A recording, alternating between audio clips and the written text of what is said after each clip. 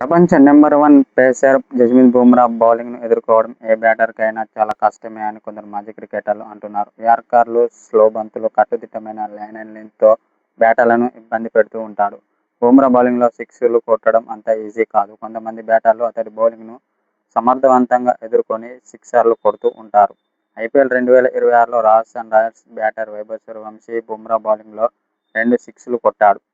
ఈ క్రమంలో ఐపీఎల్లో బుమ్రా బౌలింగ్లో అత్యధిక సిక్స్లు కొట్టిన బ్యాటర్ల లిస్టులో ఎవరున్నారో చూద్దాం. ఐపీఎల్లో జస్ప్రీత్ బుమ్రా బౌలింగ్లో అత్యధిక సిక్స్లు కొట్టిన ఆటగాడిగా దక్షిణాఫ్రికా లెజెండ్ ఏబీ డివిలియర్స్ మొదటి స్థానంలో ఉన్నాడు. బుమ్రా బౌలింగ్లో ఏకంగా 8 సిక్స్లు కొట్టాడు.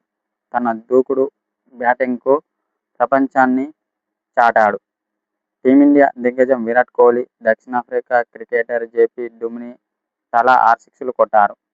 ముంబై ఇండియన్స్ మాజీ స్టార్ కిరణ్ పొలార్డ్ 5 సిక్స్లు కొట్టాడు. Australia all-rounder Pat Cummins, Kolkata star Andre Russell 4 సిక్స్లు కొట్టారు.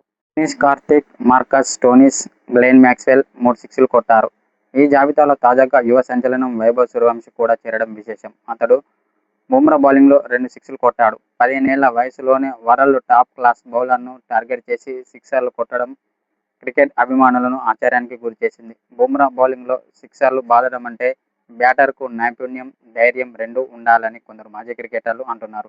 ఈ రెండు యువ సంచలనం సూర్యవంశీలో మెండుగా ఉన్నాయని అన్నారు.